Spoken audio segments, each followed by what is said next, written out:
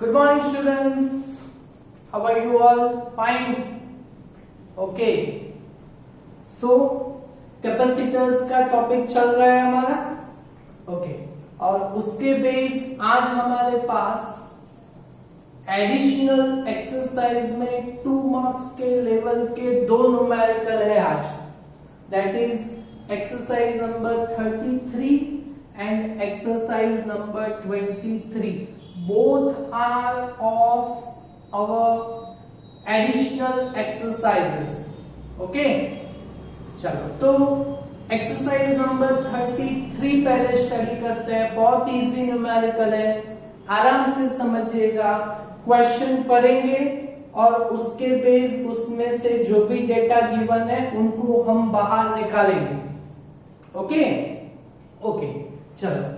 A parallel plate exercise number 33. A parallel plate capacitor to be designed with voltage 1 kilovolt. अच्छा, voltage दिया गया हुआ है, potential दिया गया हुआ है, वोल्टेज फॉर V कितना है? 1 किलोवोल्ट है. अच्छा, kilo means 1000, so 1000 that is 10⁻3. तो वोल्टेज कितना लिया? 10⁻3 वोल्ट. ओके चलो आगे. Using material of dielectric constant. अच्छा, dielectric constant that is capital K. Capital K कितना दिया गया हुआ है यहाँ पे? 3. And dielectric strength that is 10⁻7 volt per metre. Dielectric strength. अच्छा, अभी ये डाइलेक्ट्रिक स्ट्रेंथ वर्ड जो है उसका मीनिंग हमने जो कैपेसिटर्स और कैपेसिटेंस जो टॉपिक हमने समझा था, ओके, उसमें ये वर्ड था. अच्छा, इसमें मैंने समझाया था dielectric strength that is maximum value of electric field for which material sustain its dielectric property, insulating property, वो sustain करता है. तो dielectric strength क्या है? maximum value of electric field है. electric field that is capital E और maximum, so E max. dielectric strength E max, maximum electric field कितना है? 10⁻7. ओके, यहां तक हो गया. फॉर सेफ्टी, ये बहुत ज्यादा है electric field. For safety we should like the field 10% of dielectric strength. But हमें फील्ड इलेक्ट्रिक फील्ड कितना लेना है? 10% ऑफ डाइलेक्ट्रिक स्ट्रेंथ. देखा है ये मैंने वर्ड अंडरलाइन करा. वर्ड अंडरलाइन दिख रहा है आपको? अच्छा, तो हमें फील्ड कितना लेना है? E 10% of dielectric strength that is 10% of E max. 10% that is 10% remove करेंगे तो divide by 100 of E max that is 10⁻7. अच्छा, 10/100 दैट इज 1/10. अच्छा, 1/10 that is 10⁻⁻1. 10⁻⁻1 plus 10⁻7. Okay, so 10⁻7 minus 1 that is 10⁻6 volt per meter. Safety के लिए हम field कितना लेंगे? 10⁻6 E का value. Okay, so what should be the minimum area of plate? हमें क्या फाइंड करना है?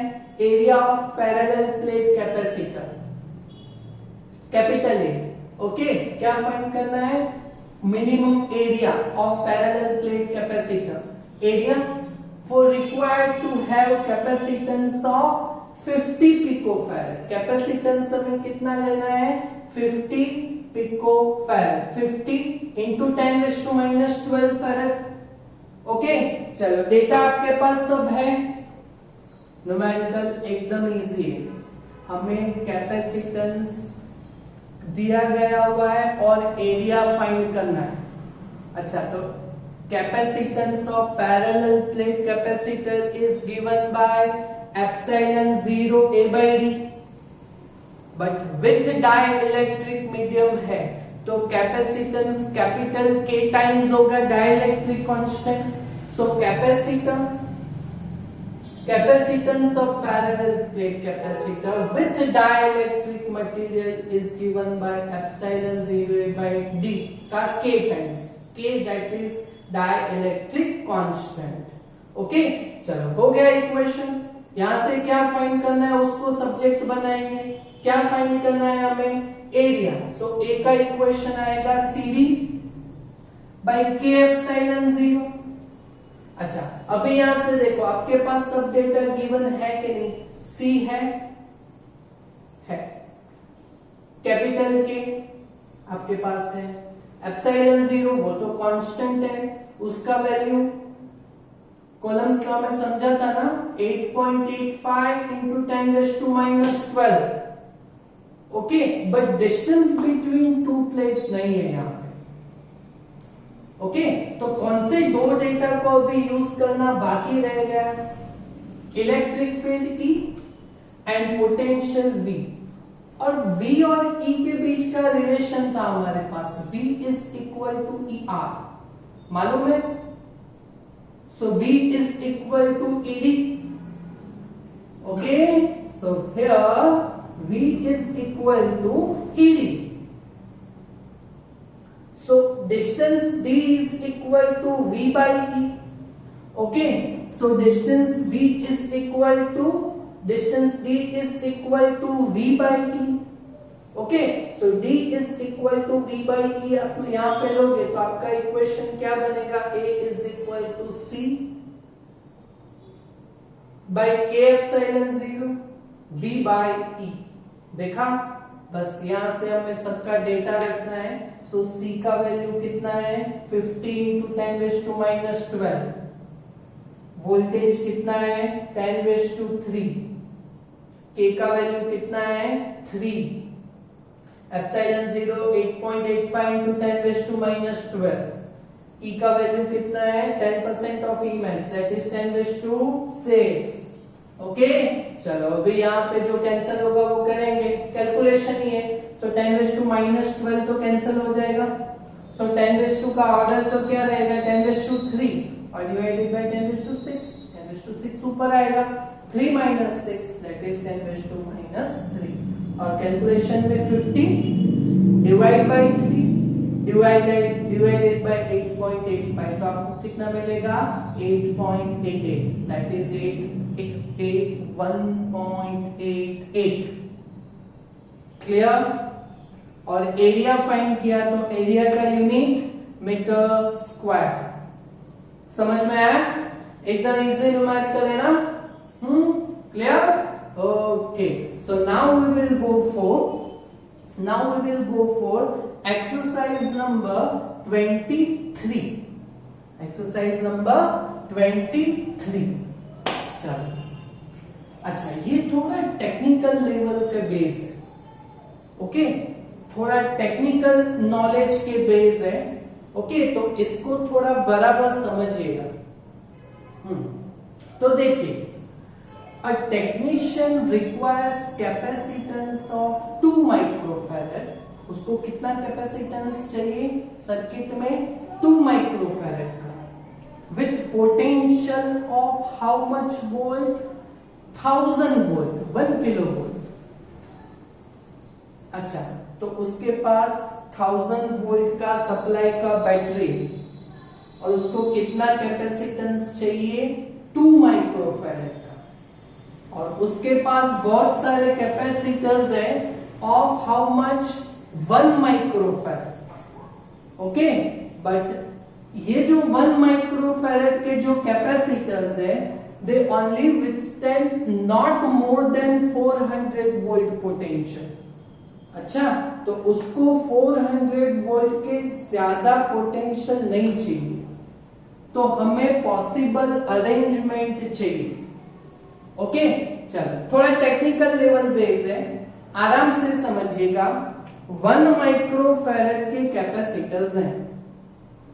ओके, हमें कितना कैपेसिटेंस चाहिए? 2 माइक्रोफैरेड का चाहिए।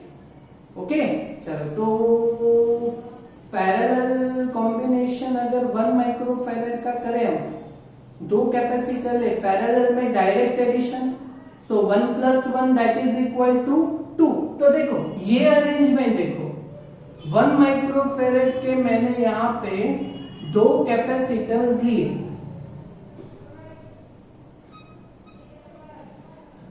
Thousand volt.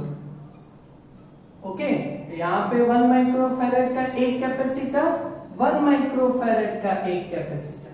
थोड़ा टेक्निकल नॉलेज बेस्ड है तो ऐसे समझिए। तो देखो यहां पे 1 माइक्रोफैरेड का यहां पे मैंने 2 कैपेसिटर्स ले लिए। ओके, तो ये दोनों पैरेलल में है, तो पैरेलल में direct addition, so 1 + 1 that is equal to 2 microfarad. बोलो हो गया ना, कैपेसिटेंस 2 माइक्रोफैरेड का रिक्वायर्ड था तो हो गया ना। बट यहां पे देखो ये कंडीशन सेटिस्फाई नहीं हो रही। ये जो कैपेसिटर्स है वो 400 वोल्ट से मोर विथस्टैंड नहीं कर रहे। अच्छा, यहां पे देखो, यहां पे 1000 वोल्ट का सप्लाई मैंने यहां पे दिया गया हुआ है। ओके, तो ये 1000 वोल्ट इस कैपेसिटर पे जाएगा, ये 1000 वोल्ट इस कैपेसिटर पे भी जाएगा। तो ये कैपेसिटर पे कितना वोल्ट आया? 1000 वोल्ट आया। समझ में आया? है ना? बट 400 वोल्ट से ज्यादा तो वोल्टेज चाहिए ही नहीं। अच्छा, तो हम क्या करेंगे, एक और कैपेसिटर यहां पे रखेंगे। ओके, अच्छा, तो फिर इन दोनों कैपेसिटर पे पोटेंशियल कितना होगा? तो इस कैपेसिटर पे कितना आएगा? 1000 वोल्ट है ना, तो 1 माइक्रोफैरेड के मैंने यहाँ पे 2 लिए, तो यहाँ पे कितना आएगा? 500 वोल्ट। यहाँ पे कितना आएगा? 500 volt, but not more than 400 volt. Okay, तो क्या करेंगे, एक और कैपेसिटर लेंगे ऑफ 1 माइक्रोफैरेड। एक ही रो में हमने 3 कैपेसिटर लिए, तो बोलो अभी ये दोनों के बीच, ये दोनों के बीच और ये दोनों के बीच पोटेंशियल कितना आएगा? तो यहाँ पे कितना है? 1000 है, इक्वल कैपेसिटर्स है, सो यहाँ पे 1000/3 333 333। देखो अभी ये जो वोल्टेज का सप्लाई है, ओके, तो ये जो वोल्टेज का सप्लाई है, तो यहाँ पे 333 वोल्ट है। देखो नॉट मोर देन 400। ओके, तो एक रो में मैक्सिमम कितने नंबर्स के कैपेसिटर्स हम रख सकते हैं? 1 माइक्रोफैरेड के 3। ओके, चलो तो इसका कैपेसिटेंस कितना आया? ये सीरीज में है। अच्छा, तो सीरीज में capacitance 1/C is equal to 1/C1 plus 1/C2 plus 1/C3. So 1/C is equal to 1/1 plus 1/1 plus 1/1. That is 1 plus 1 plus 1. That is 3. That is 1/C. So C is equal to 3. So 1/C is equal to 3. So C is equal to 1/3 microfarad का ये capacitance रहा एक line का। Okay, एक 1 रो में हमने 3 capacitors लिए, तो इसका कैपेसिटेंस 1/3 रहा। ओके, तो ऐसे कितनी नंबर्स ऑफ रो होगी तो 2 माइक्रोफैरेड कैपेसिटेंस यहाँ पे एग्जिस्ट करेगा। तो ये 1/3 है ना। एक और पैरेलल में ऐसे ही 1 माइक्रोफैरेड के 3 लेंगे हम, तो यहाँ पे भी 1/3 रहेगा माइक्रोफैरेड का। एक और लेंगे हम, तो वापस बहुत लार्ज नंबर्स ऑफ 1 माइक्रोफैरेड है हमारे पास कैपेसिटर्स, तो 1/3 एक और लेंगे तो 1/3। अच्छा, तो यहाँ पे कितने हुए?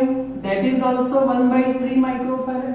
और ये तीनों 3 पैरेलल में है, तो इनका कैपेसिटेंस कितना रहेगा? पैरेलल में direct addition 1/3 plus 1/3 plus 1/3 that is 3/3, तो 1 माइक्रोफैरेड। हो ना? हमें तो कितना चाहिए? 2 माइक्रोफैरड, तो ऐसी और 3 लाइन नीचे आएगी। ओके, तो 1 माइक्रोफैरड वाले कैपेसिटर की एक रो में 3 वाली और 3 लाइन आएगी। तो how much numbers of rows are there?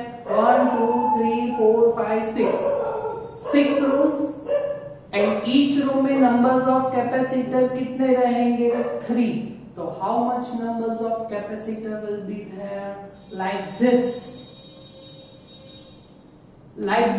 It's a technical knowledge के बेस से न्यूमेरिकल सॉल्व कर सकते हो। ओके, तो ये देखो 1 माइक्रोफैरड के यहाँ पे 3 हुए, तो 1/3, ऐसे 1/3 प्लस 1/3 प्लस 1/3, ऐसे 6 लाइन होगी तो 6/3, तो 2 माइक्रोफैरड का हो जाएगा यहाँ पे। Okay, so how much numbers of capacitors of 1 microfarad are here in the circuit? 3 into 6 times 3 into 6, that is 3 into 6, that is 18 numbers of capacitor। तो ये पॉसिबल अरेंजमेंट रहेगी 1 माइक्रोफैरड कैपेसिटर्स की 2 माइक्रोफैरड का कैपेसिटेंस के लिए। बोलो ये समझ में आया है आपको? Technical knowledge base. ओके, चलो तो अभी इसको सॉल्व करना हो तो कैसे कर सकते हैं?